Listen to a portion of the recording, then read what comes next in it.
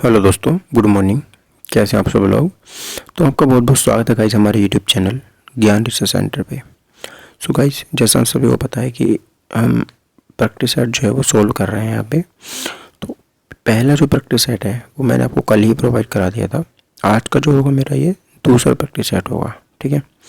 और इस practice set में हम क्या करेंगे कि ये देखिए, प्रीवियस ईयर का पेपर बिल्कुल नहीं है। ये मेरा SSCGD का प्रैक्टिस सेट है अरिहंत वाला, ठीक है।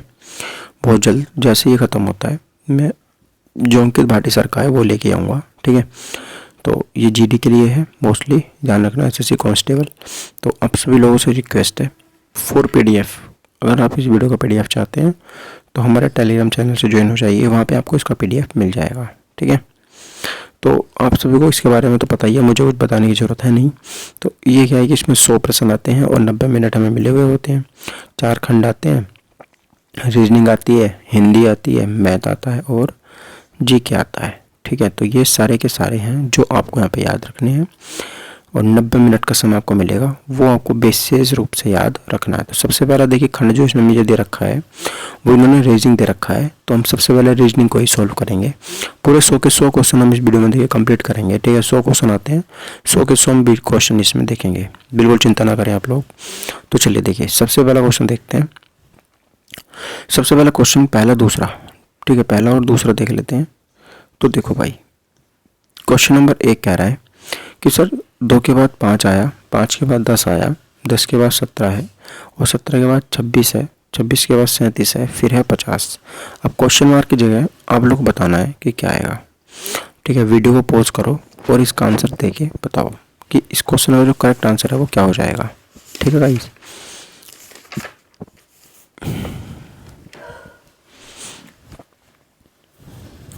देखो क्वेश्चन बहुत आसान है, इसमें कोई रॉकेट साइंस नहीं है। कैसे आसान है, देखो सबसे पहले इन्होंने 2 में 5, 2 के बाद 5 आया है, तो इसका मतलब सर इन्होंने 2 में 3 प्लस किया है ना। वेट, इन्होंने क्या किया है कि 2 के बाद 5 आया तो इन्होंने यहाँ पे +3 किया है, ठीक है। फिर 5 के बाद 10 आया तो इसका मतलब +5, फिर 7, फिर 9, फिर 11, 13 और इस बार कितने प्लस कर देंगे 15। और जब आप 50 में 15 ऐड करोगे तो आपका 65 यहाँ पर राइट आंसर हो जाएगा। तो दैट्स वाई यहाँ पे मेरा ऑप्शन नंबर बी सही आंसर हो जाता है, ठीक है। वीडियो को पॉज करके आप लोगों को आंसर देना है, याद रखना, ठीक है। चलो सेकंड क्वेश्चन की तरफ मूव करते हैं। सेकंड क्वेश्चन है सर ADHM क्वेश्चन मार्क, यहाँ पे है Z। अब बताओ यहाँ पे क्या आएगा, क्वेश्चन मार्क की जगह पे क्या आएगा, क्या फिल होगा, ये आपको बताना है, ठीक है।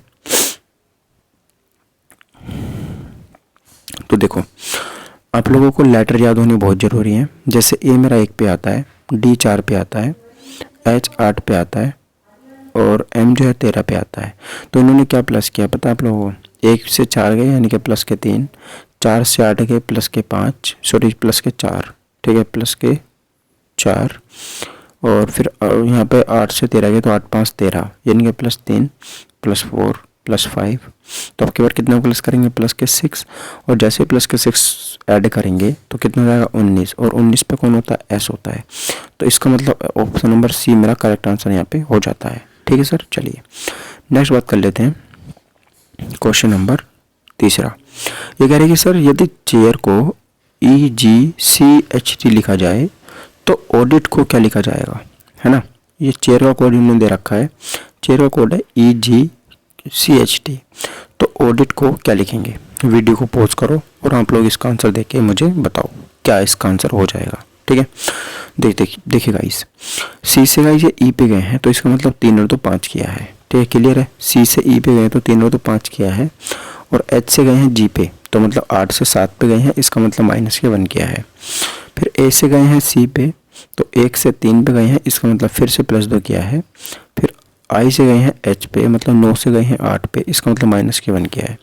तो इसका मतलब मुझे क्या पता चलता है कि पहले तो कर रहे हैं सर ये +2, फिर कर रहे हैं -1, फिर कर रहे हैं +2, फिर कर रहे हैं -1, फिर कर रहे हैं +2। तो ये तरीका ये अपना रहे हैं, तो यही वाला तरीका हम इसमें अपना देते हैं, है ना। तो इसमें +3 करेंगे 1 में तो हो जाएगा 3। अब 3 मतलब C से मेरे 2 ऑप्शन मेरे पास बनते हैं। अब U से करेंगे एक माइनस, आपको पता है U होता है मेरा किस पे 21 पे, तो 20 पे क्या जाएगा, टी आ जाएगा। 20 पे टी आएगा तो मेरा जो करेक्ट आंसर है वो बी वाला यहाँ पे हो जाता है। ठीक है, CTFHV, बी यहाँ पे बिल्कुल करेक्ट आंसर यहाँ पे हो जाता है। ठीक है सर, चलिए याद रहेगा आपको। ओके, नेक्स्ट बात कर लेते हैं। देखिए क्वेश्चन नंबर 4 की मैं यहाँ पे बात करता हूँ। इंपॉर्टेंट क्वेश्चन है सारे के सारे, ध्यान रखना। ये कह रहे हैं कि सर यदि गुणा का अर्थ प्लस है, मतलब ये कह रहे हैं गुणा को ये प्लस लिखते हैं, जेड का अर्थ भाग है, जेड का अर्थ जो है भाग है, वाई का अर्थ माइनस है, वाई का अर्थ जो माइनस है, पी का अर्थ गुणा है, पी का अर्थ गुणा है। ठीक है, तो दिए गए समीकरण का मान ज्ञात कीजिए। अब आप लोग वीडियो को पॉज करिए और इस क्वेश्चन का मुझे करेक्ट वाला आंसर करके बताइए। ठीक है, वीडियो को आप लोगों को पॉज ज़रूर करना है, ध्यान रखना इस बात का। ठीक है, तो देखो गाइस, तो अब जब आप इसको पुट कर दोगे, पुट करने के बाद जो आपका समीकरण बनेगा, समीकरण बनेगा सर 10 गुणा 2, ठीक है, प्लस के 5 माइनस के 5 बराबर 20 प्लस 5 माइनस 5। तो ये इस तरीके से कुछ आपका समीकरण बनेगा और जो फाइनल इसका आंसर आएगा वो आएगा 20। ठीक है, यानी कि ऑप्शन नंबर सी मेरे यहाँ पर करेक्ट आंसर हो जाएगा, फाइनल आंसर हो जाएगा। ठीक है, तो ये बात आपको यहाँ पर याद रखनी है। अगला बात करते हैं, देखिए क्वेश्चन नंबर 5 के बारे में। क्वेश्चन नंबर 5 कह रहा है कि जिस प्रकार हाथ जो है वो बाँह से संबंधित है ना, जो हाथ है वो बाँह से संबंधित है, उसी प्रकार दांत किससे संबंधित होंगे, आपको ये बताना है। ठीक है, तो देखो जिस प्रकार जो मेरा हाथ है, ठीक है, जिस प्रकार जो मेरा हाथ है वो किससे जुड़ा होता है, बाँह से जुड़ा होता है। हाथ मेरा बाँह से तो जुड़ा होता ही है, तो उसी प्रकार दांत किससे जुड़े होते हैं, क्या गर्दन से, गलत, होठों से गलत, चेहरे से गलत, मुंह से जुड़े हुए होते हैं। तो ऑप्शन नंबर सी मेरा पे करेक्ट आंसर हो जाएगा। दांत किससे जुड़े होते हैं, मुंह से जुड़े हुए होते हैं। ठीक है सर, चलिए छोटे क्वेश्चन की तरफ मूव करते हैं। अब आपको यहाँ पे बताना है, देखो इंपॉर्टेंट क्वेश्चन है सारे के सारे, एक भी क्वेश्चन फालतू वाला यहाँ पे है ही नहीं। ठीक है, देखो ये कह रहा है कि सर 484 है, फिर जब मैं 484 को 12 लिख दिया, ठीक है, तो अब अभी आपको बताना है कि 622 को क्या लिखा जाएगा, 622 को क्या लिखा जाएगा।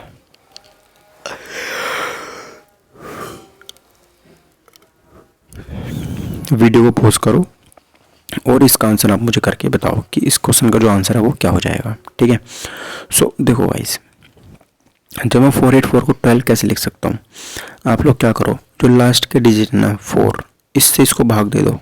ठीक है, जो लास्ट के डिजिट है 4, उससे क्या कर दो, इसको भाग दे दो। अब जैसे आप इससे भाग दोगे तो जब आप 4 से 48 को भाग दोगे तो 4 का ना 4 और 4 दूनी 8, मतलब 12 आ गया। ठीक है सर, तो ऐसे इस बारे 2 से किसको काट दो, 62 को, तो 2 तिया 6 और 2 एकम 2, तो मतलब आपके पास आंसर क्या आ गया, 31, ऑप्शन नंबर डी। ठीक है, चलिए आगे बढ़ते हैं सर। आप बताने क्वेश्चन नंबर 7 का क्या आंसर होगा। ये कह रहे कि सर ACEG है, फिर IKMO, फिर QSUW, मतलब इन्होंने क्या किया है कि ACEG को IKMO लिखा है। अगर आप लोगों को लेटर याद होंगे तो कोई दिक्कत नहीं आएगी। देखो एक आता है मेरा, ए जो आता है, ए फॉर एप्पल, ये 1 पे आता है, और के जो आई जो आता है वो 9 पे आता है, तो मतलब +8 किए हैं।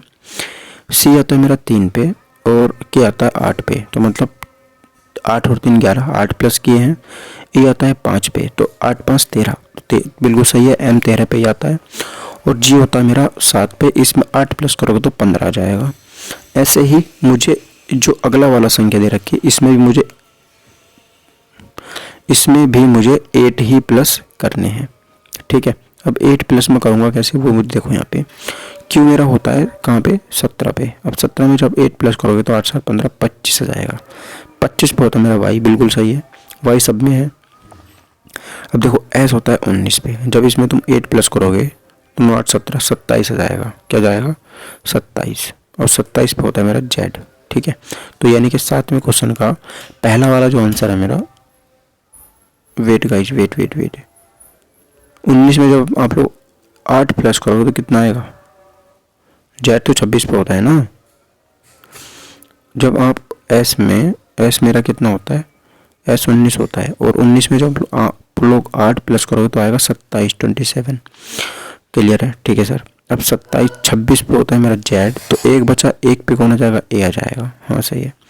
तो वाई ए ये वाला हो जाएगा, वाई ए सी डी होगा या फिर वाई ए डी सी होगा। ठीक है, चलिए। तो अब यहाँ पे देखो सी तो दोनों में सेम है, तो एस को यू को मिलाने की ज़रूरत ही नहीं है, डब्ल्यू को मिला लो। डब्ल्यू होता है 23 पे। ठीक है, अब इसमें जब 8 प्लस करोगे तो 8 3 11, मतलब कितना हो जाएगा? 31 हो जाएगा। अब इसमें से 26 घटाओ, क्योंकि 26 पे तो जेड होता ही है, तो कितने बचेंगे? 5। 5 पे कौन होता है? ए। तो यानी कि डी वाला जो ऑप्शन है मेरा करेक्ट हो जाएगा, वाई ए सी ई। ठीक है, वाई ए सी ई क्या हो जाएगा मेरा यहाँ पे? करेक्ट आंसर हो जाएगा। ठीक है सर, चलिए नेक्स्ट बात करते हैं। अगला क्वेश्चन कह रहा है, देखिए कि यदि गाय घास खाती है, गाय घास खाती है तो शेर शेरनी को खाएगा, चीता बाघ खाएगा, ऊंट मांस खाएगा, घोड़ा चना खाएगा, है ना। तो देखो जिस प्रकार गाय घास खाती है उसी प्रकार घोड़ा चना खाता है। ठीक है, तो यहाँ पर ऑप्शन नंबर सी मेरा सही आंसर हो जाएगा। क्लियर आपको? गाइस अगर आपको इसका PDF चाहिए तो आप जाइए टेलीग्राम चैनल से ज्वाइन हो जाइए, और एक बार वीडियो को प्लीज़ शेयर कर देना। 9वां क्वेश्चन देखते हैं। ये कह रहा है कि निम्न प्रश्न में प्रश्नवाचक चिन्ह के स्थान पर उचित अंक ज्ञात कीजिए। ठीक है, जो यहाँ पर उचित अंक है वो यहाँ पे क्या आएगा वो मुझे बताना है। ठीक है, तो जैसे मुझे पता है कि 4 5 3 4 4 4 3 क्या आएगा यहाँ पे मुझे बताना है। ठीक है, आप लोग वीडियो को पॉज करो और आंसर करके बताओ। ठीक है, तो देखो जैसे मैंने क्या किया कि 4 + 5 8 8, 4 + 5 9, 9 3 12, कितना आ गया? 12 आ गया। 4 + 4 + 4 कितना आ गया? 12 आ गया। ऐसे ही इसको देखेंगे सर, 5 और 3 8। अब 8 में क्या प्लस करेंगे? 12 आ जाए। सर जी आप 4 प्लस कर दो 12 आ जाएगा। ठीक है, तो क्वेश्चन नंबर 9 का पहला वाला ऑप्शन ही सही हो जाता है। अगला क्वेश्चन आपको बताना है भिन्न वाला। अब देखिए यहाँ पर भिन्न वाले सवाल है वो मेरे स्टार्ट हो गए। आपको बताना है पैर हाथ, जिस प्रकार पैर हाथ से संबंधित है, आँख नाक से संबंधित है, कलाई उंगली से संबंधित है, या शरीर सिर से संबंधित, आपको इसमें विषम बताना है कि इसमें विषम कौन सा हो जाएगा। वीडियो को पॉज करो और आंसर करके सही वाला बताओ तीनों में, 10वां 11वां और 12वां। ठीक है, तो देखो आपको पता है कि आँख के साथ नाक होती है। ठीक है, आँख के साथ नाक होती है, कलाई के साथ उंगली होती है। ठीक है, शरीर के साथ सिर होता है, परंतु पैर व हाथ दूर दूर होते हैं। पैर व हाथ कहाँ होते हैं? बहुत बहुत दूर होते हैं। पैर ऊपर हिस्से में आते हैं, और सॉरी पैर निचले हिस्से में आते हैं हमारे शरीर के, अधोतंत्र जिसको हम बोल देते हैं, और ऊपरी तंत्र का हिस्सा है हाथ। ठीक है, तो यहाँ पर पैर हाथ जो है वो पूरी तरीके से सेपरेट हो जाएगा, अलग हो जाएगा। तो यहाँ पर मेरा करेक्ट आंसर जो हो जाएगा वो ए वाला ही हो जाता है। ठीक है, चलिए 11वें क्वेश्चन का आंसर करके बताओ। वीडियो को पॉज करो और आंसर करके मुझे बताओ क्या यहाँ पर सही आंसर हो जाता है। ठीक है, तो देखिए मित्रों ये कैसे बना, ये कैसे बना। तो अब देखो यहाँ पर इन्होंने क्या है, यहाँ पर BCD। ठीक है सर, मुझे पता है कि इन्होंने -1 किया है सब में। यहाँ पर देखते हैं HIJ, यहाँ पर इन्होंने +1 किया है। XYZ यहाँ भी +1 किया है। KLM यहाँ भी +1 किया है। देखो इसमें +1, इसमें +1, इसमें +1, बट इसमें -1 किया है। तो यहाँ पर DCB एक गलत आंसर मेरा हो जाता है। ठीक है, तो DCB मेरा सही आंसर यहाँ पे हो जाता है, याद रखना। 12वें क्वेश्चन की बात कर लेते हैं सर। 2 का वर्ग 4 होता है, 3 का वर्ग 9 होता है, 6 का वर्ग 36 होता है, 5 का वर्ग 20 नहीं होता। यही मेरा गलत हो जाएगा। 5वें क्वेश्चन का जो आंसर है वो मेरा डी वाला आंसर सही हो जाता है। ठीक है, चलिए अगला बात करते हैं सर 13वें क्वेश्चन की। अब बताओ सर, ये क्वेश्चन देखिए इंपॉर्टेंट क्वेश्चन है। ये यहाँ पे क्या कह रहा है मुझसे? ये कह रहा है सर एलिमेंट्री लिखा हुआ है मेरे पास। क्या लिखा हुआ है? एलिमेंट्री। अब आप लोग मुझे बताना है कि इससे कौन सा शब्द नहीं बनाया जा सकता। ठीक है, एलिमेंट्री, टर्मर, मेनली, लुमेन या फिर लेमेंट। एलिमेंट्री, देखो इसमें कौन सा नहीं, वीडियो को पॉज करो। ठीक है सर, अब देखिए एलिमेंट्री से कौन सा शब्द नहीं बनाया जा सकता। तो वही देखो यहाँ पर एक ही आर आ रहा है, बट इसमें 2 आर हैं टर्मर में, तो सी वाला नहीं बनाया जा सकता अकॉर्डिंग टू मी। ठीक है, तो याद रखना।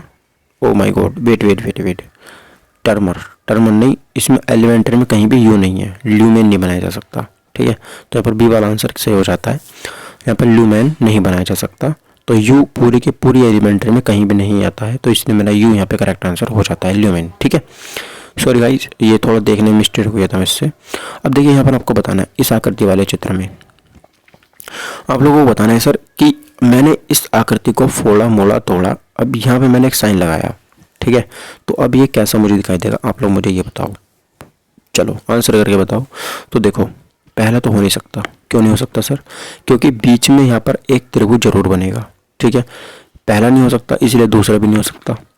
तीसरा इसलिए नहीं हो सकता क्योंकि ये त्रिभुज जो है ये सीधा बना हुआ है, ठीक है, ये त्रिभुज कैसा बना हुआ है, सीधा बना हुआ है, और त्रिभुज तो मुझे उल्टा चाहिए क्योंकि यहाँ पे थोड़ा सा तिरछा बना हुआ है ये, तो ये वाला सी वाला जो है मेरा करेक्ट आंसर यहाँ पे हो जाता है। तो आप एक से ही पहचान सकते हो, ठीक है नहीं। चलिए सर नेक्स्ट बात कर लेते हैं। अब देखिए कथन और निष्कर्ष वाला क्वेश्चन है। इसमें क्या है कि सभी कुत्ते बंदर हैं, इसको नोट कर लेंगे आप लोग, सभी कुत्ते बंदर हैं, ठीक है, सभी कुत्ते बंदर हैं।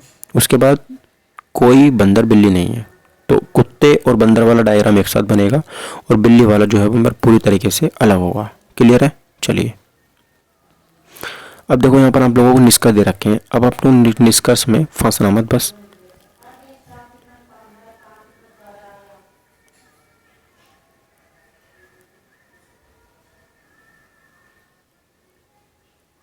ठीक है, अब आप लोग को यहाँ पे करेक्ट आंसर करके बताना है।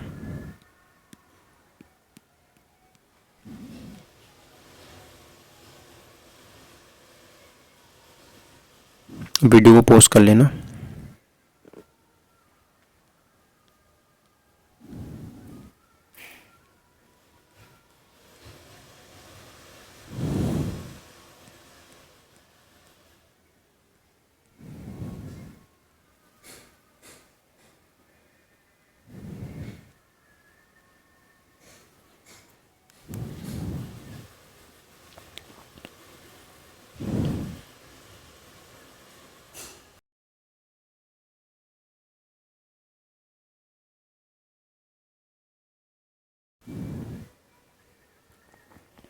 चलिए गाइस, तो देखो यहाँ पर आप लोगों ने अगर निष्कर्ष कथन बना लिया हो तो निष्कर्ष की बात कर लेते हैं, ठीक है। तो क्या कोई भी कुत्ता बिल्ली नहीं है, क्या कोई कुत्ता बिल्ली नहीं है, ठीक है, तो आपने डायग्राम अगर अच्छे से बनाया होगा तो आप लोग इसका आंसर दे पाओगे, अदरवाइज नहीं होगा। तो यहाँ पर कोई बिल्ली कुत्ता नहीं है, ये मेरा यहाँ पर हो जाएगा, कोई बिल्ली जो है वो कुत्ता नहीं है, बी वाला मेरा यहाँ पर करेक्ट आंसर हो जाएगा, ठीक है, बी वाला कोई बिल्ली कुत्ता नहीं है, याद रखना, ठीक है। नेक्स्ट बात है, देखिए अगला क्वेश्चन इंपॉर्टेंट क्वेश्चन है 16वां, इसमें आप लोगों को आंसर करके बताना है। 16वें क्वेश्चन में ये क्या क्या दिया है, 5 व्यक्ति हैं ए बी सी डी व ई, आपके सामने मुंह करके एक पंक्ति में इस प्रकार बैठे हैं कि डी सी के बाईं ओर है और बी ई के दाईं ओर है, ए सी के दाईं ओर और बी डी के बाईं ओर है। यदि ई पंक्ति के एक छोर पर बैठा है तो पंक्ति के बीच में कौन बैठा है, ठीक है, तो पंक्ति के बीच में कौन बैठा है। तो वीडियो को आप लोग कर लो पॉज और यहाँ पे आप लोग मुझे आंसर करके बताओगे कि यहाँ पर सही आंसर क्या हो जाएगा, ठीक है। तो करेक्ट आंसर जो यहाँ पे हो जाता है वो डी वाला हो जाता है। कौन सा हो जाता है, डी मेरे यहाँ पे करेक्ट आंसर हो जाता है, ठीक है सर, कौन सा, डी। तो डी जो है पंक्ति के बीच में बैठा है, याद रखना, ठीक है, कर लेना आप लोग और आंसर मैच कर लेना। चलिए नेक्स्ट बात कर लेते हैं 17वें क्वेश्चन की।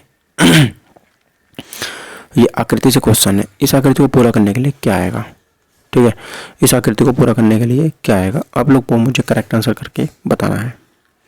तो देखो यहाँ पर जो डी वाली आकृति है वो यहाँ पर बिल्कुल सेम बैठ रही है जो यहाँ पर आ जाएगी, ठीक है, ये चाहिए मुझे और ये चाहिए, बस दो ही तो चाहिए, तो ये मेरा यहाँ पर करेक्ट आंसर हो जाता है ऑप्शन नंबर डी, ठीक है।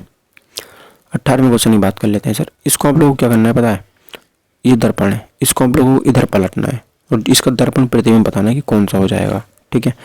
तो जो पास में है वो दूर चला जाएगा, तो मतलब जैसे ये पास में है तो ये दूर चले जाएंगे, तो दूर आ गए, देखो इस वाले में है ना, दूर आ गए कि नहीं आ गए, तो बिल्कुल सही। तो यहाँ पर देखो पहला वाला ही सही बैठ रहा है, मिलाने के बाद पहला वाला ही सही बैठ रहा है, तो ऑप्शन नंबर ए मेरा पे करेक्ट आंसर हो जाता है।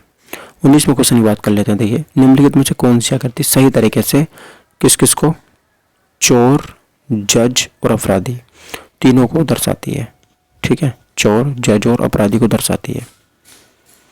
वीडियो को पॉज कर लो और आंसर करके आप लोग बताओगे सही वाला। चलो यहाँ पे बताओ कि चोर, जज और अपराधी।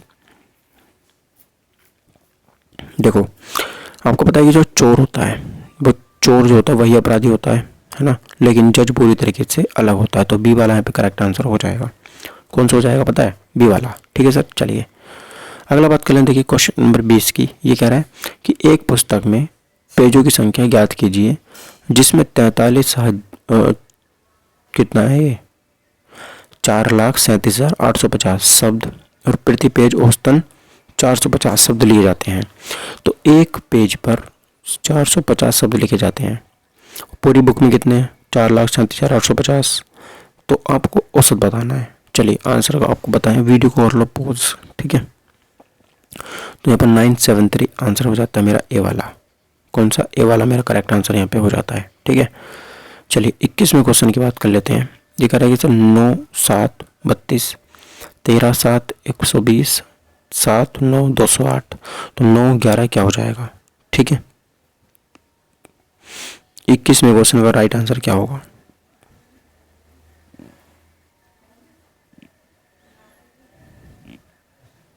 तो देखो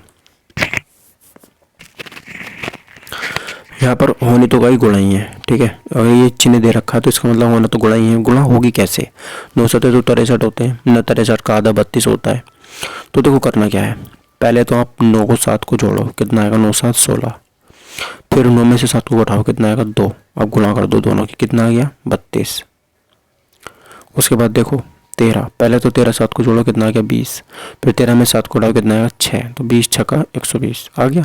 तो ऐसे ही आपको करना है। तो 19 में 11 को जोड़ोगे, वीडियो को पॉज करके जोड़ो, है ना। तो 30 गुणा 8 हो जाएगा। तो इसका जो आंसर जाएगा 240 जाएगा। कितना जाएगा? 240 मेरा करेक्ट आंसर यहाँ पे हो जाएगा। ठीक है सर, चलिए अगला क्वेश्चन देखिए। यहाँ पर आप लोगों को बताना है कि इस प्रश्न में दिया गया कौन सा विकल्प निम्नलिखित का सार्थक क्रम होगा। मतलब जो सार्थक क्रम बता रहा होगा उस विकल्प के बारे में आपको बताना है। गरीबी, मृत्यु, रोग, जनसंख्या, बेरोजगारी। तो 22 का करेक्ट आंसर आप लोग मुझे बताओगे क्या हो जाएगा।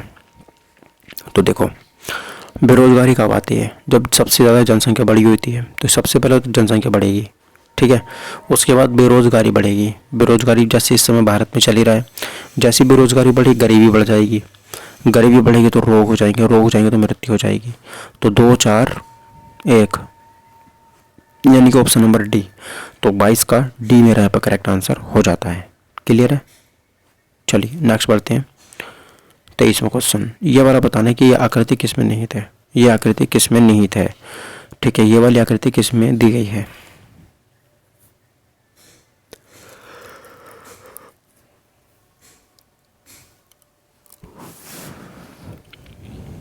ठीक है,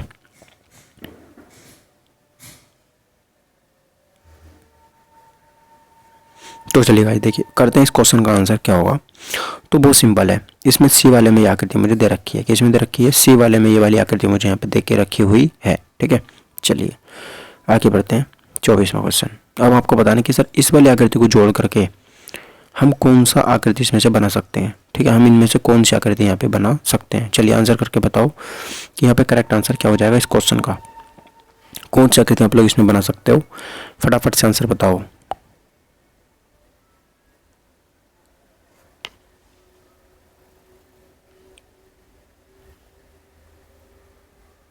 एक मिनट गाइस, ये वाला आकृति इसमें नहीं दिखाई दे रही यार, इसमें नहीं है, वो इसमें है, डी में है। डी वाला है। डी वाले में कहाँ दिखाई दे रही पता है आपको? मैं दिखाऊँ आपको? हाँ, ये ये ये ये ये ये ये ठीक है। तो ये इसमें आकृति दिखाई दे रही है, चिंता ना करें, बिल्कुल सही दिखाई दे रही है। ठीक है,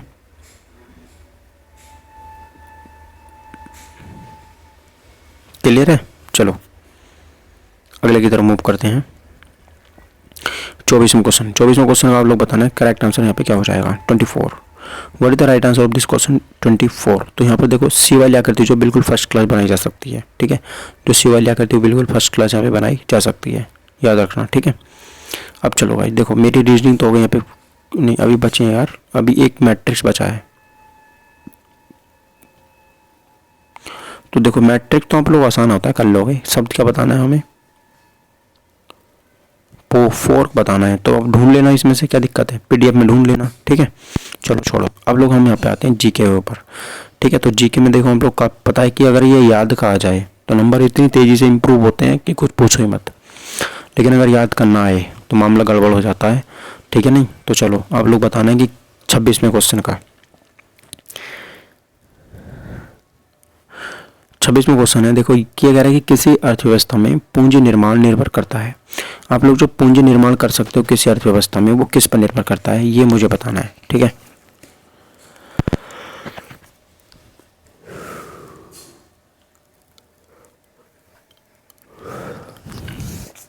तो देखो पूंजी निर्माण जो मेरा पूंजी निर्माण जो निर्भर करता है वो कुल बचत पर निर्भर करता है। किस पर करता है?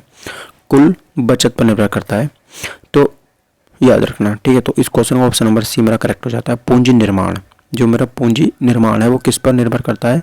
तो ये मेरा कुल बचत पर निर्भर करता है, ठीक है। अगला देखते हैं, मुद्रास्फीति के दौरान कर की दरों में निम्नलिखित में से क्या होगा? मुद्रास्फीति के दौरान कर की दरों में जो मतलब जो टैक्स की दर है, जब मुद्रास्फीति होती है तो टैक्स की दर है, टैक्स की जो रेट है वो बढ़ जाती है घट जाती है उतनी रहती हैं। बताओ 27 का आंसर क्या होगा? तो मुद्रास्फीति के समय में मुद्रास्फीति देखिए होता क्या है, सबसे पहले आपको बता दूं कि वो मूल्य जो मेरा होता है ना, मुद्रा मूल्य में गिरावट आ जाती है ना। अर्थात मुद्रा का सामान्य मूल्य अपने वास्तविक मूल्य से कम हो जाता है।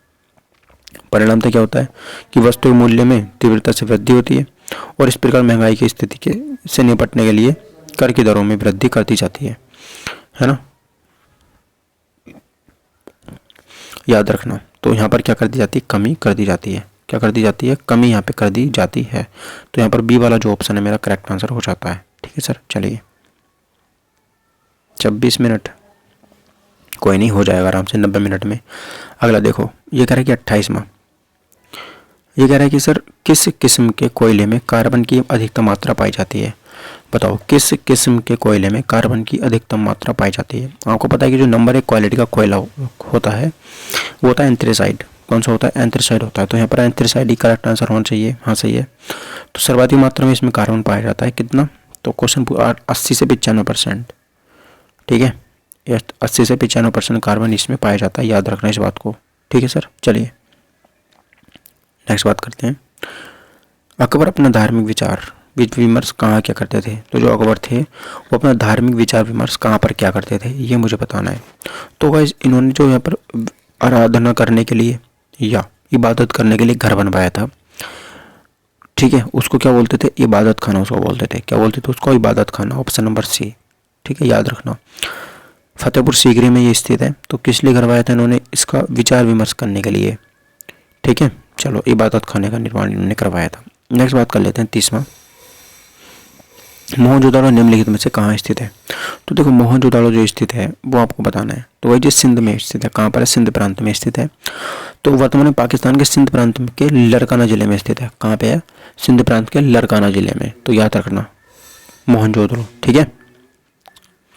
अच्छा, यह स्थल सिंधु सभ्यता के 6 बड़े नगरों में से एक है और इसकी खोज 1922 में राखलदास बनर्जी ने की थी। किसने की थी इसकी खोज? तो राखलदास बनर्जी ने इसकी खोज की थी। तो याद रखना सिंध, मोहनजोदड़ो कहाँ पर है? सिंध में है। सिंध कहाँ पर है? तो पाकिस्तान में। पाकिस्तान में कहाँ पर? तो लरकाना जिले में है, ठीक है। अब इसकी खोज किसने की थी? तो 1922 में हुई थी। किसने की थी? तो राखलदास बनर्जी ने की थी। कई सारे क्वेश्चन ऐसे बन सकते हैं, ठीक है। नेक्स्ट बात करते हैं, मनुष्य का सामान्य स्थिर रुधिर तक मतलब चाप क्या है? जो नॉर्मल बीपी होता है वो क्या होता है? Blood pressure. तो सभी को पता होगा इसका, तो 120/80 ये इसका करेक्ट आंसर है, बी वाला, ठीक है। अगला क्वेश्चन बताओ। अच्छा, जो रुधिर होता है उसका pH मान कितना होता है? तो 7.4 होता है, याद रखना। 7 पॉइंट मतलब क्षारीय होता है। अगला 32वां, निम्न में से कौन सी आदर्श गैस नहीं है? आदर्श गैस नहीं है 32 का। तो देखो आपको पता होना चाहिए कि जो सिलिकॉन होती है ना, सिलिकॉन नोट अ गैस, ये क्या होती है? ये एक मेरा क्या है? मेटल है। क्या है? ये एक मेटल है। तो इस अब हमें तो गैस से मतलब आदर्श गैस, जब ये है ही धातु तो ना तो आदर्श गैस हो सकती है ना पादर्श गैस हो सकती है, ठीक है नहीं। तो ये यहाँ पर सिलिकॉन ही मेरा करेक्ट आंसर हो जाता है, याद रखना, ठीक है। चलिए 33वें क्वेश्चन की तरफ मूव करते हैं। यहाँ पर मुझे बताना है कि निम्नलिखित में से कौन सा एक नाइट्रोजनीय उर्वरक नहीं है? निम्नलिखित में से कौन सा एक नाइट्रोजनीय उर्वरक नहीं है, मतलब जिसमें नाइट्रोजन नहीं आता? तो देखो अमोनियम नाइट्रेट, तो अमोनियम में तो एन शुरू में आता है, NH3। यूरिया में भी एन आता है, अमोनियम यहाँ भी आ गया तो इसमें भी एन आता है, लेकिन जो सुपर सल्फेट है गाइस, इसमें कहीं से कहीं तक भी एन नहीं आता, तो ये क्या हो जाता है कि नाइट्रोजन उर्वरक हो जाता है। क्लियर है। चलिए नेक्स्ट बात करते हैं सर, निम्नलिखित में से कौन सा वन जलाक्रांत क्षेत्रों से विकसित होता है ना। जलाक्रांत क्षेत्रों में विकसित होता है, जलाक्रांत क्षेत्रों में विकसित होता है। तो क्वेश्चन नंबर 34 को मुझे बताना है।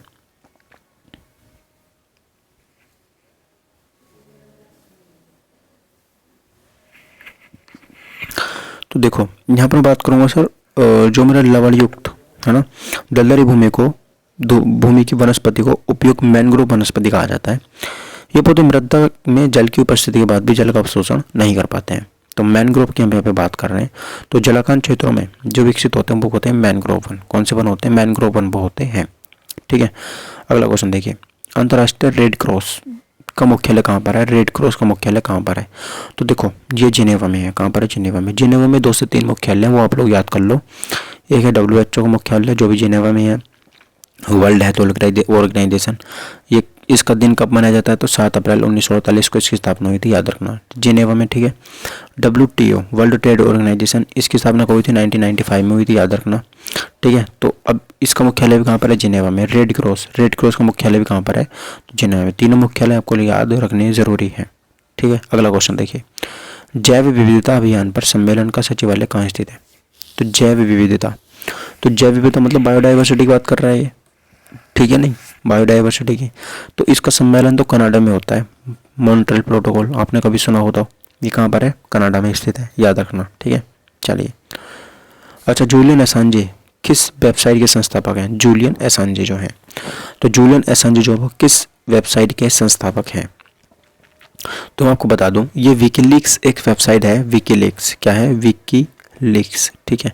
तो विकीलीक्स जो वेबसाइट है, इसके संस्थापक जो है वो कौन है? जूलियन एसांजे हैं। कौन है? जूलियन एसांजे हैं। ठीक है।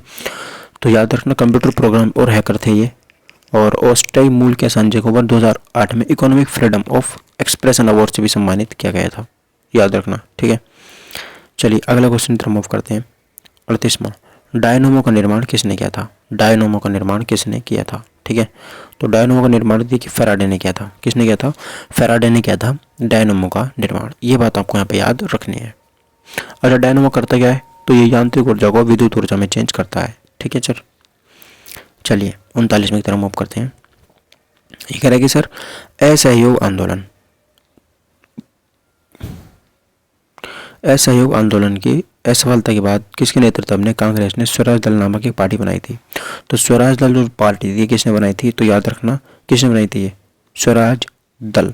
तो इसकी सबसे पहले तो बनाई कब थी? तो 1933 में बनाई थी। 2 जने थे इसमें, मोतीलाल नेहरू थे। कौन थे? एक मोतीलाल नेहरू थे और एक चित्तरंजन दास थे। ठीक है। तो 2 जनों ने मिलकर बनाई थी। इसमें चित्तरंजन दास है, तो चित्तरंजन दास आप लोगों को याद रखना है, और दूसरा उसमें मोतीलाल नेहरू। अगर आपके सामने मान लीजिए चित्तरंजन दास नहीं आता तो आप लोग क्या लगाओगे? मोतीलाल नेहरू लगाओगे ना। तो यही है बात, आपको याद रखनी है कि चित्तरंजन दास ने इसकी स्थापना की थी। ठीक है, किसने की थी? चित्तरंजन दास ने। क्लियर है। चलिए अगला बात करते हैं, क्वेश्चन नंबर 40 मतलब 40 में। वीडियो होगी 33 मिनट की, कोई बात नहीं। अगला देखो 40 में, ब्रिटिश संसद के लिए चुना जाने वाला पहला भारतीय कौन था? ब्रिटिश संसद के लिए तो पहला भारतीय कौन था जो ब्रिटिश संसद के लिए चुना गया था?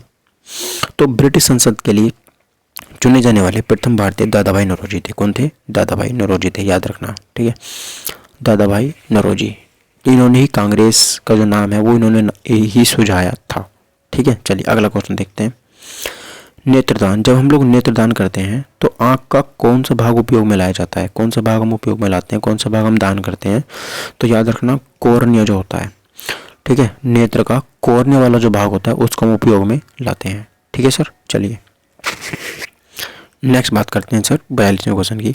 भारतीय अर्थव्यवस्था में खुली आर्थिक व्यवस्था प्रारंभ करने वाले निम्न में से कौन थे? खुली अर्थव्यवस्था, तो आपको पता है कि विश्व गुरु के नाम से जाना जाता है, मतलब इकोनॉमिक्स की फील्ड में मनमोहन सिंह को अर्थशास्त्री है, भारतीय दुनिया के सबसे बड़े कहे जाते हैं अर्थशास्त्री। अगला क्वेश्चन देखिए 43वां, ये कह रहा है कि भारत की सभी सेनाओं का सर्वोच्च कौन होता है? तो भारत का राष्ट्रपति होता है, आपको पता ही होगा। सभी सेनाओं का सर्वोच्च सेना, सॉरी देखो सेनापति पूछा है इसने। जब ये सर्वोच्च पूछता है तो राष्ट्रपति होगा, लेकिन जब ये पूछेगा कि सर्वोच्च सेनापति कौन होता है हाँ सही है, राष्ट्रपति तो होता ही है। हाँ मुझे वो याद आ गया था, जो अभी अभी बने हैं उनका नाम मुझे याद नहीं आ रहा, उनसे भी क्वेश्चन आ सकता है। ठीक है, तो अनुच्छेद कौन सा आता है इसके लिए? एक अनुच्छेद यहाँ पर स्पेशल है 53 के लिए। ठीक है, याद रखना। अगला क्वेश्चन देखिए, वाईफाई का पूरा नाम क्या होता है? तो मैं आपको बता दूं, देखिए वाईफाई का जो पूरा नाम होता है वो यहाँ पर वायरलेस फिडेलिटी होता है। क्या होता है? Wireless Fidelity. ठीक है, वाईफाई का पूरा नाम।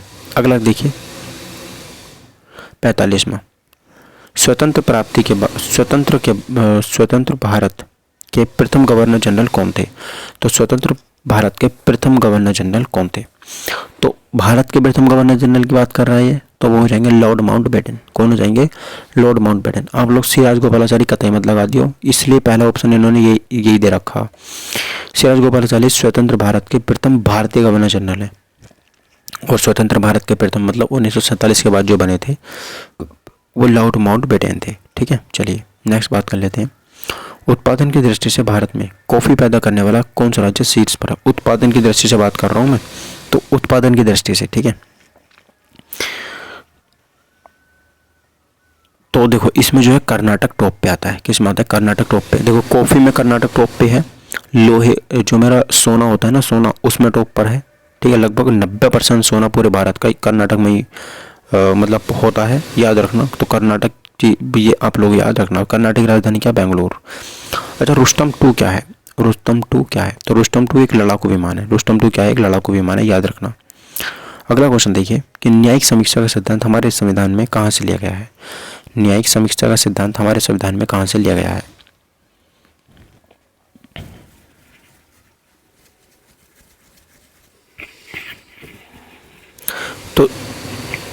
तो देखो न्यायिक समीक्षा का सिद्धांत है वो संयुक्त अरब राज्य अमेरिका से लिया गया है। ठीक है, याद रखना। और 49वां क्वेश्चन देखिए कि अंतर्राष्ट्रीय संस्था WHO का मुख्यालय कहाँ पर है? तो मैंने आपको पीछे बताया था जिनेवा में है। कहाँ पर है? जिनेवा में है। अगला क्वेश्चन देखिए, राज्य अपहरण नीति। राज्य अपहरण नीति का सिद्धांत किसने प्रतिपादित किया था? तो वो था डलहौजी। कौन था वो? डलहौजी था, जिसने राज्य अपहरण नीति का प्रतिपादन किया था। ठीक है, तो ये बात भी आपको यहाँ पे याद रखनी है। इसी काल में सबसे पहले ट्रेन चली थी 1853 में। चलो अब आते हैं गाइस हम सबके फेवरेट टॉपिक मैथ पे। ठीक है, मैथ पे हम लोग आ चुके हैं। देखो ये कह रहा है यदि किसी विद्यालय में कुल विद्यार्थियों में 60% लड़के हों और लड़कियों की संख्या 972 हो तो उस विद्यालय में कुल कितने लड़के हैं? तो आप लोगों को वीडियो पॉज कर लो और आंसर करके बताओ। ठीक है,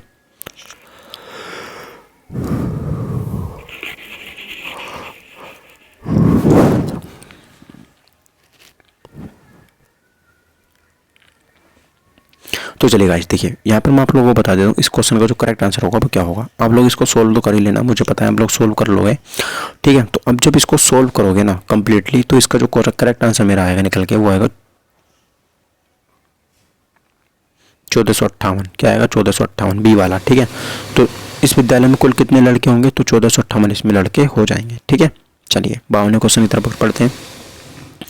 ये करेगी सर 10% और 30% के क्रमिक बट्टों के समतुल्य एक अकेला बट्टा होगा, तो वो कौन सा बट्टा होगा? ठीक है, वीडियो को पॉज करो जल्दी से।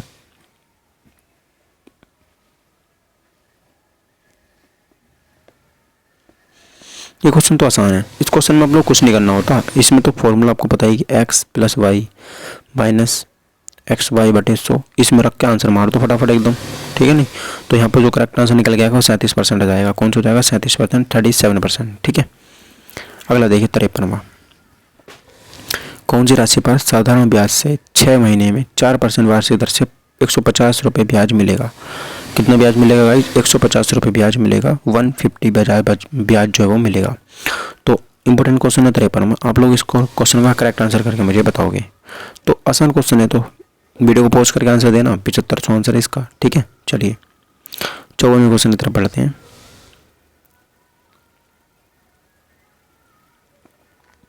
तो देखो यही ग्राफ, इस ग्राफ को आप लोग देख लो एक बार। ठीक है, ग्राफ का आप लोग अध्ययन कर लो, इसको देख लो। तो इसमें क्या है कि 1994, 1995, 96 और 97 इसमें इन्होंने डेटा दे रखा है। एक तरफ शुद्ध लाभ, एक तरफ सकल लाभ है। जो खड़ी लाइन वाला है, खड़ी लाइन वाला ये तो शुद्ध लाभ है, और जो पड़ी लाइन वाला है क्षैतिज वाला है वो सकल लाभ वाला है। ठीक है, अब आपको बताना है कि सकल लाभ किस वर्ष में शुद्ध लाभ से 2 गुना है? सकल लाभ किस वर्ष में शुद्ध लाभ से 2 गुना है। तो शुद्ध लाभ से 2 गुना बताना है मुझे, शुद्ध लाभ से 2 गुना है, तो शुद्ध लाभ से 2 गुना है।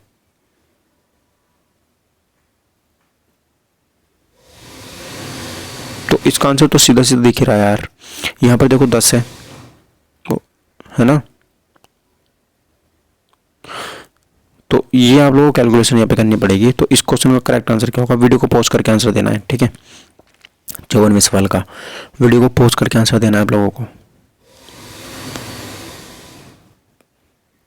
तो 1997 में यहाँ पे सफल लाभ जो दुगना है कहाँ पर है, 1997 में, ठीक है, याद रखना 1997 में, ठीक है। 1997 में इस क्वेश्चन का करेक्ट आंसर है डी वाला।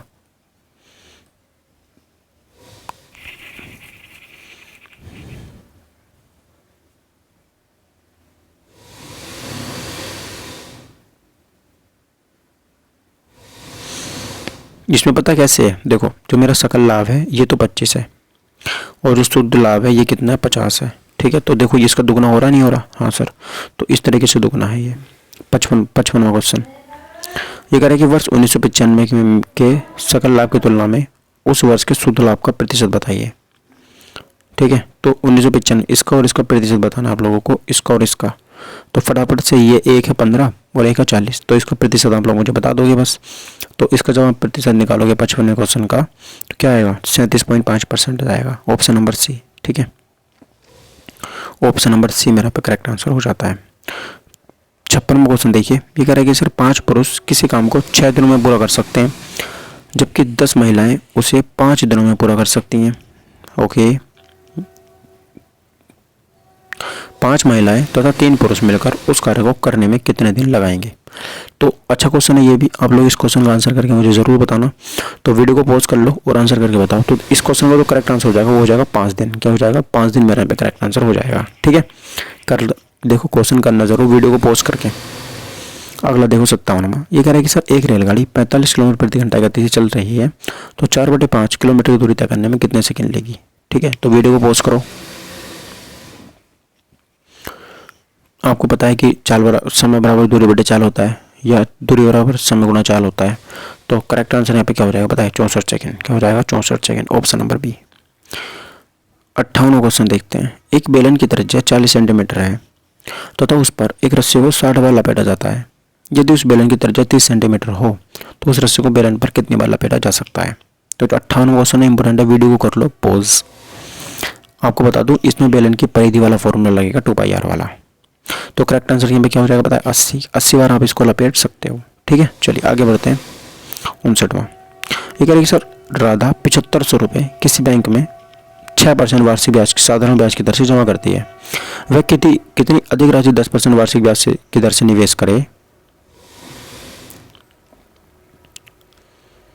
निवेश करे कि उसे कुल निवेश पर एक सही 8/2% दर से 1 वर्ष में उतना ही साधारण ब्याज प्राप्त हो सके। तो चलिए आप लोग बताना, वीडियो को पॉज कर लो, वीडियो को क्या कर लो, पॉज कर लो और तब आप लोग इस क्वेश्चन का आंसर देना, क्वेश्चन नंबर 59 का। तो यहाँ पर 5000 मेरे यहाँ पे सही आंसर हो जाता है, कौन सा, 5000, ठीक है सर। चलिए 60वीं बात कर लेते हैं सर। यहाँ पे देखो ये क्या कह रहा है, ये कह रहा है कि सर कोई राशि 5 वर्षों में 50% बढ़ जाती है। 3 राशियों एक्स, वाई तथा जेड को क्रम से 10, 15 तथा 20 वर्षों के लिए उधार दिया जाता है। यदि तीनों राशियों पर समान मिश्रित प्राप्त हो तो एक्स वाई जेड का अनुपात क्या होगा, ठीक है। तो अच्छा क्वेश्चन है ये भी 60वां, वीडियो को पॉज करो और आंसर करके बताओ। तो 9:6:4 इसका करेक्ट आंसर यहाँ पे हो जाता है, ठीक है। 61वें क्वेश्चन की तरफ मूव करते हैं। ये कह रहा है कि सर एक थैली में 1 रुपये 50 पैसे, एक 10 पैसे के सिक्के इस अनुपात में है। यदि इनका कुल भी 102 रुपये हो तो 10 पैसे के सिक्कों की कुल संख्या बताइए क्या होगी, ठीक है। तो देखो 10 पैसे सिक्कों की संख्या होगी वहाँ पर कितने की पता है, 170 होगी। कितनी होगी, 170, 170 मेरा करेक्ट आंसर यहाँ पे हो जाएगा डी वाला, ठीक है सर। चलिए आगे बढ़ते हैं अगले क्वेश्चन की तरफ। क्वेश्चन नंबर 62, ये कह रही सर एक आयताकार खेत की लंबाई उसकी चौड़ाई से 1 सही 3/4 गुनी अधिक है। खेत का परिमाण 550 मीटर हो तो उसका क्षेत्रफल कितना होगा, ठीक है। तो देखो अच्छा क्वेश्चन है, वीडियो को पॉज कर लो और आंसर करके आप लोगों को बताना है ही इस क्वेश्चन का। तो आंसर पता है क्या हो जाएगा, आंसर यहाँ पे हो जाएगा तब 17,500 वर्ग मीटर। कितना हो जाएगा? 17,550, 17,500 वर्ग मीटर। ठीक है, ऑप्शन नंबर सी। चलिए नेक्स्ट बात करते हैं 63वें क्वेश्चन की। ये क्या कह रहा है? ठीक है सर, एक पुस्तक विक्रेता पर 10% छूट देता है। 1,000 से अधिक की खरीद पर बिल की रकम पर वह 10% की अतिरिक्त छूट भी देता है। 1,200 की खरीद पर वह कुल कितनी छूट देगा? तो वीडियो को पॉज करो और आप लोग इस क्वेश्चन का मुझे आंसर करके बताओ क्या हो जाएगा। तो 228 इस क्वेश्चन का सही आंसर हो जाता है। ठीक है, याद रखना। 64 में देखिए, एक दुकानदार 500 रुपये की दर से खरीदी गई 2 घड़ियों में एक को 20% लाभ पर तथा दूसरे को 20% हानि पर बेचता है। उसे कुल कितने लाभ पर या हानि पर, कुल लाभ या हानि होती है, यह आपको मुझे बताना है। ठीक है, तो देखो ना तो उसे कोई लाभ होगा और ना उसे कोई हानि होगी। वीडियो को पॉज करके आप लोग को आंसर देंगे, ए वाला इस क्वेश्चन का करेक्ट आंसर हो जाता है। ठीक है, 65 में क्वेश्चन देखिए, ये कह रहा है कि एक कार्य को कुछ व्यक्ति 80 दिनों में कर सकते हैं। यदि कार्य पर 10 व्यक्ति और लग जाएं तो कार्य केवल 60 दिनों में पूरा हो जाता है। कार्य कितने व्यक्तियों द्वारा आरंभ किया जाता है? 65वां। वीडियो को पॉज करो, वीडियो को पॉज करोगे तो आंसर आ जाएगा 30। ठीक है, 66वां क्वेश्चन देखिए, एक घन का पृष्ठ क्षेत्रफल 54 वर्ग मीटर है तो उसकी भुजा कितनी हुई, ये आपको बताना है। वीडियो को पॉज करोगे तो इस क्वेश्चन का जो सही आंसर हो जाएगा वो 3 मीटर हो जाएगा। ठीक है, कितना हो जाएगा? 3 मीटर। अगला देखिए 67 में, ए व बी किसी कार्य को क्रमशः 15 दिन व 10 दिन में पूरा कर सकते हैं। उन्होंने कार्य को 30,000 रुपये में पूरा करने का ठेका लिया। ठेके की धनराशि में ए का भाग कितना होगा? तो वीडियो को पॉज करोगे तो इसका जो आंसर निकल के जाएगा वो 12,000 निकल करके आ जाएगा, ऑप्शन नंबर डी। ठीक है, 68 में, क्रिकेट के एक खेल में पहले 10 ओवर में रन रेट 3.2 था। शेष 40 ओवरों की रन रेट कितनी रहनी चाहिए कि 282 रन का लक्ष्य दिया जा सके? ठीक है, तो 68 को क्वेश्चन को जब आप पोज करोगे तो इसका जो आंसर जाएगा वो कितना जाएगा? 6.25 निकल करके आ जाएगा। 69 में देखिए, यदि 5 संख्याओं का माध्य 5.4 है, 5 संख्याओं का माध्य 5.4 है तो इन संख्याओं का कुल योग कितना होगा? तो इन संख्याओं का कुल योग कितना होगा? ठीक है, तो 69 का हो जाएगा 27, याद रखना। ठीक है सर, चलिए अगला देखिए, दो संख्याओं के लसाअ और मैसे का अनुपात, मैसे का गुणनफल 24 है। यदि संख्याओं का अंतर 2 है तो उनमें बड़ी संख्या क्या है? तो 70 में क्वेश्चन है, इसको जब आप पोज करोगे तो यहाँ पर जो करेक्ट आंसर जाएगा वो जाएगा 6,4। ठीक है,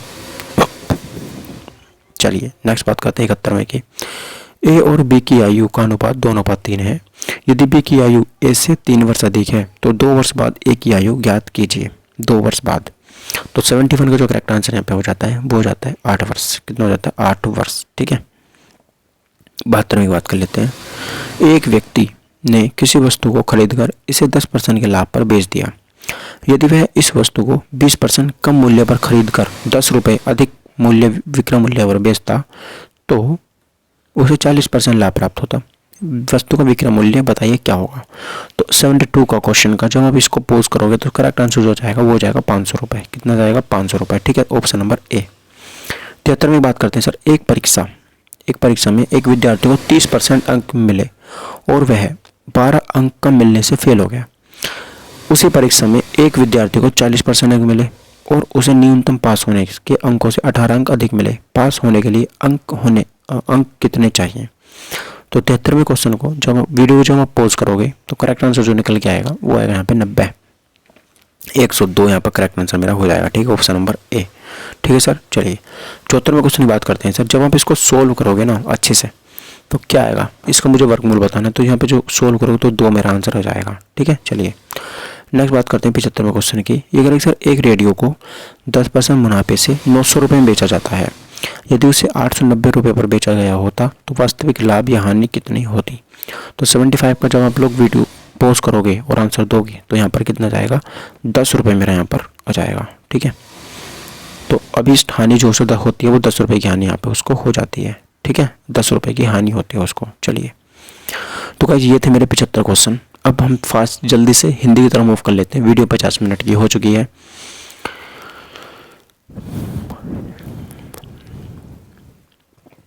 देखिए 76वां, हिंदी 10 मिनट में कर देंगे, बस खत्म कहानी, ठीक है। अब देखो ये कह रहे कि सर शक्तिशाली, दयालु, शांत, धीर और योद्धा, नायक, ये क्या है, मतलब मुझे क्या बताना है इसमें।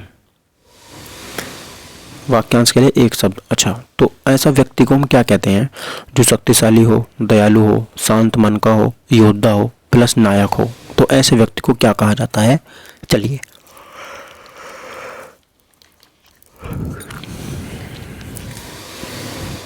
76।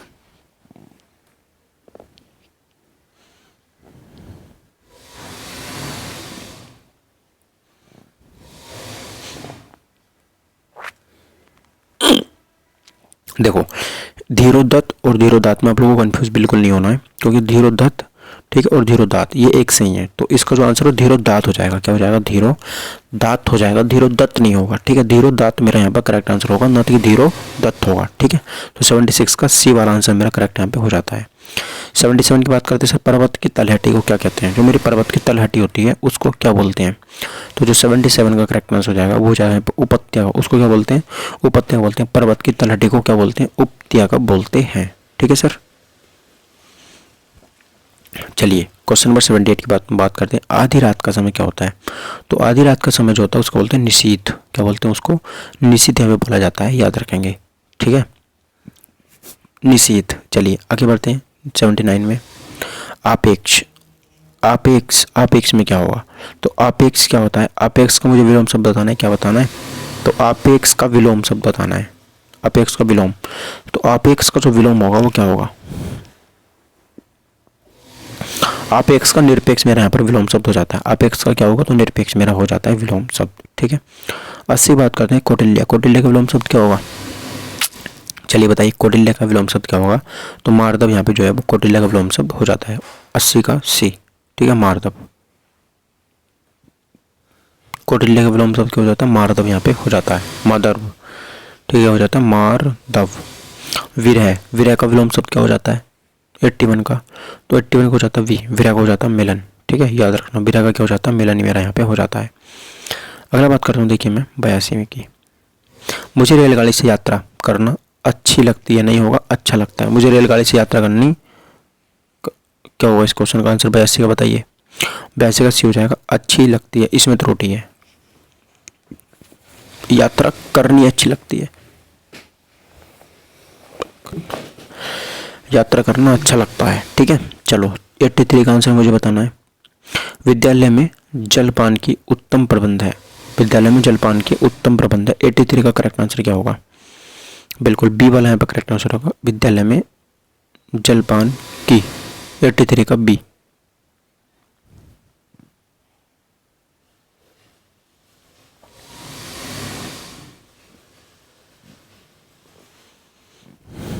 जलपान की नहीं होगा यहाँ पे, जलपान का होगा। 84, जब तक मैं ना हूं, जब तक मैं न हूं उस समय तक तुम पढ़ते रहना। तो 84 का करेक्ट आंसर मुझे बताना है कि क्या होगा।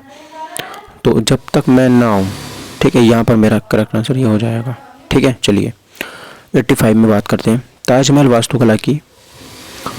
वास्तुकला की मुगल शैली के स्मारकों में श्रेष्ठतम क्या है, वो स्मारक है, क्या है, स्मारक है। 85 का ए वाला हो जाता है स्मारक। चलिए इसमें बताना है ईश्वर की भक्ति ही सौभाग्यशाली बनने का क्या है, साधन है, हेतु है, उद्देश्य है, कारण है। तो 86 का जो यहाँ पर हो जाएगा वो हो जाएगा बी, साधन है, ठीक है। चलिए 87 की बात करते हैं। इस संसार में चरित्र से बढ़कर कोई और श्रेष्ठ गुण नहीं है। 87 का बी श्रेष्ठ हो जाएगा, ठीक है। 88 की बात करते हैं। तो देखो ये है ग्राफ, इसको आप खुद से कर लेना, कोई दिक्कत नहीं, आराम से हो जाएगा आपको, ठीक है। चलो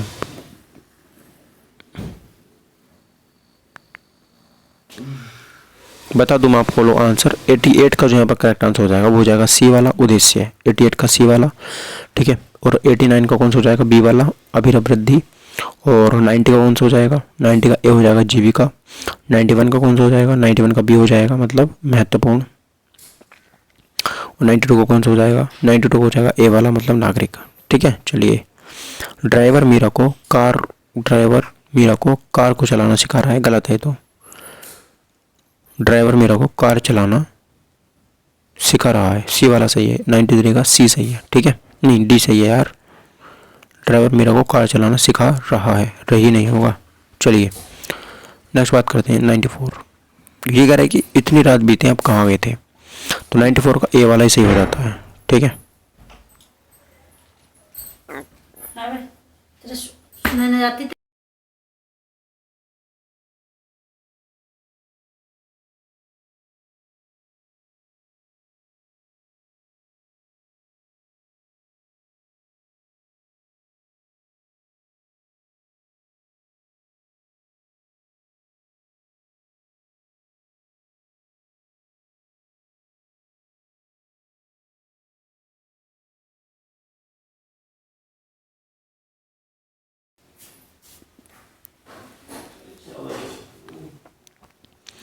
चलिए 96 का आंसर बताना है कि घी के दिए जलाना, 96 में घी के दिए जलाना, तो बिल्कुल सही है। यहाँ पर खुशी मनाना होता है, ना घी के दिए जलाना। जैसे अब दिवाली आ रही है, पढ़े फारसी बेचे तेल, देखो या कुदरत का खेल, 97 का तो बिल्कुल सी हो जाएगा, योग्यता के अनुसार कार्य न मिलना। 98 का बताना है दूध, इसका मुझे बताना है पर्यायवाची शब्द समानार्थी, 98 का क्या हो जाएगा, 98 का डी हो जाएगा स्तन्य, ठीक है। 99 का बताना है सर, 99 का पर्याय क्या हो जाएगा, 99 का ये हो जाएगा पानी, हाथ का मतलब क्या होता है पानी। 100 का मतलब क्या हो जाएगा, तो मीन का मतलब क्या होता है, यहाँ पर होता है मछली, ठीक है। तो गाइस देखिए ये था मेरा आज का प्रैक्टिस सेट, ये है इसकी आंसर की, और ये नीचे दे रखा है इसका सॉल्यूशन। इसका PDF मैंने आपको प्रोवाइड करा दूंगा, कोई दिक्कत नहीं है, ठीक है। बस आप लोग क्या करना, अच्छे से इसे कंप्लीट कर लेना, ठीक है गाइस। तो चलिए मिलेंगे हम अगली वीडियो में जल्दी ही। Thank you for watching my video, take care, bye bye, Jai Hind.